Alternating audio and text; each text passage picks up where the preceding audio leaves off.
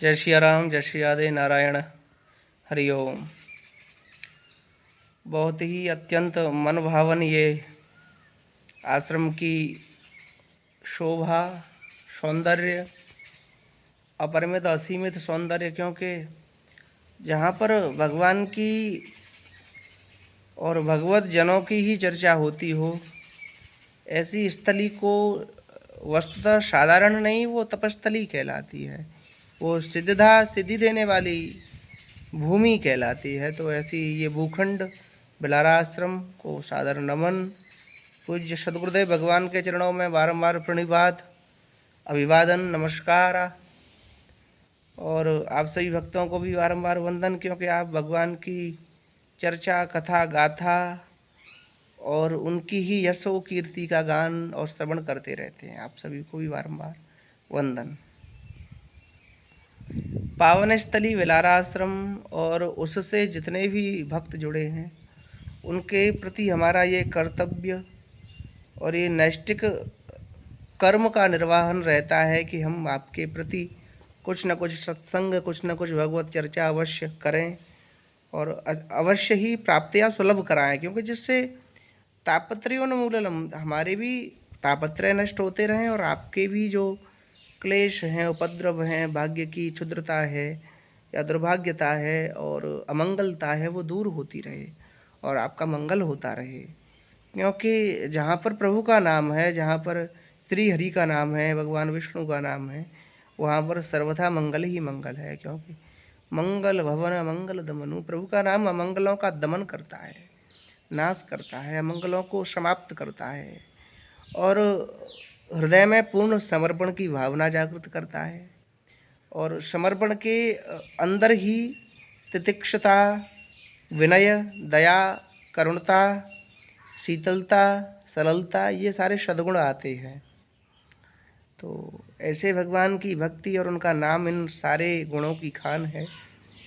और जो व्यक्ति अपनी जिह्वा पर, अपनी रचना पर, अपनी वाणी पर भगवान का नाम धारण करता है, और गोस्वामी जी ने तो यहाँ तक घोषणा कर दी कि राम नाम मणिदीप धरजई हृदय हरि द्वार, तुलसी भीतर बाहिरऊ जो चाहस उजियार। जो व्यक्ति अपना कल्याण चाहता है, जो इस अंधकूप या कहें अंधकारमय, अज्ञान जनित, अविद्या जनित, रागद्वेष जनित, द्वंद्व जनित संसार से मुक्त होना चाहता है, इस दुख के पथ से सुख के मार्ग पर अग्रसर होना चाहता है, या फिर इस घोर अग्नि दावाग्नि में जल रहे लोगों से, या इस घोर स्वार्थ सम्मत संसार से बचना चाहता है, तो उसको चाहिए कि भगवान नाम को अपनी जिह्वा पर समर्पण भाव से ले।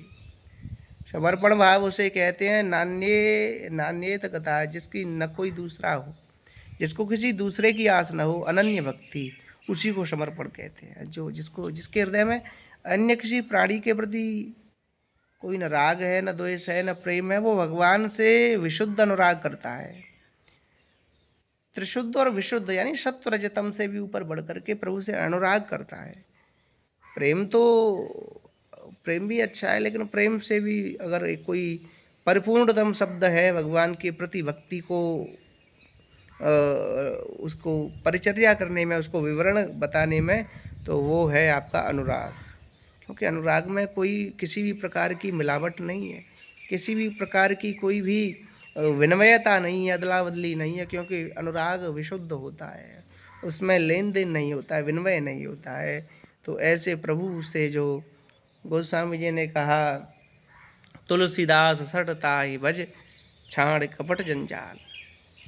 हे गोस्वामी, तू उनको क्यों नहीं भजता जो सभी पर बिना भेदभाव के, बिना पक्षपात के, बिना किसी बदले के या बिना किसी लेने देने के ही निस्वार्थ भाव से, बिना हेतु से, बिना हेतु के दया करते, बिना किसी कारण के ही बिना कारण के ही दया करते, अकारण ही कृपा करते।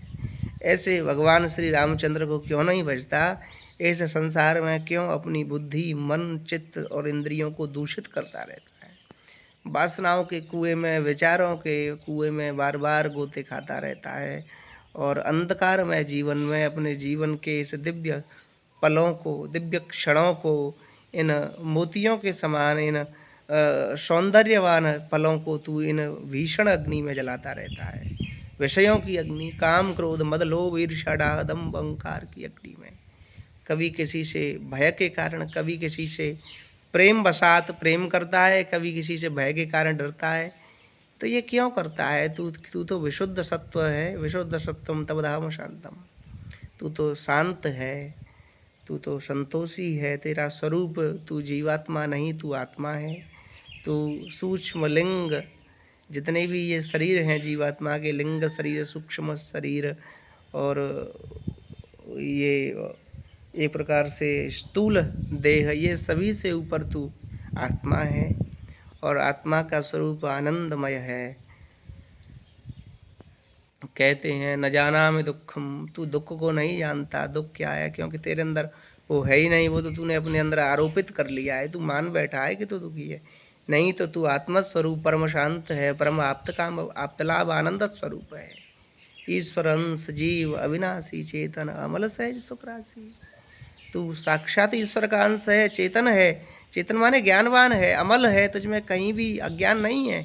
अमल माने कलुषता, तुझमें कहीं भी अंधकार नहीं, अज्ञान नहीं है। अमल सहज सुख राशि। सहज ही तू, सहज माने बहुत सुलभ, यानी बहुत किस कुछ कुछ श्रम न करने पर ही तुझे प्राप्त है तेरा स्वरूप, और वो तेरा स्वरूप है आत्मानंद। और कहते हैं चिदानंद रूपम शिवोहम शिवोहम, तू चिदानंद है। तू चिद माने तेरा जो चित्त है वो सर्वथा आनंददायक है, और तू शिवोहम भगवान शंकर के समान कल्याणप्रद है तेरा स्वरूप।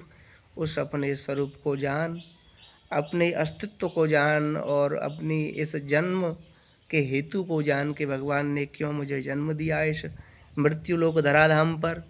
किस हेतु से प्रभु ने कृपा करुणा की? क्योंकि देवलोक में देवता भी इस मनुष्य देह की प्रशंसा करते रहते हैं और कहते हैं प्रभु अगर कहीं हमारी भक्ति आपके प्रति दृढ़ अटल हो जाए, वैसे तो होती नहीं क्योंकि हम रजोगुण में रहते हैं, विषयों में, लेकिन फिर भी कहीं हमारी भक्ति दृढ़ अटल हो जाए तो प्रभु हमें इस धराधाम पर मनुष्य शरीर अवश्य देना, क्योंकि आपकी कथा सुधा पीयूष हमको यहाँ श्रवण करने को नहीं मिलता।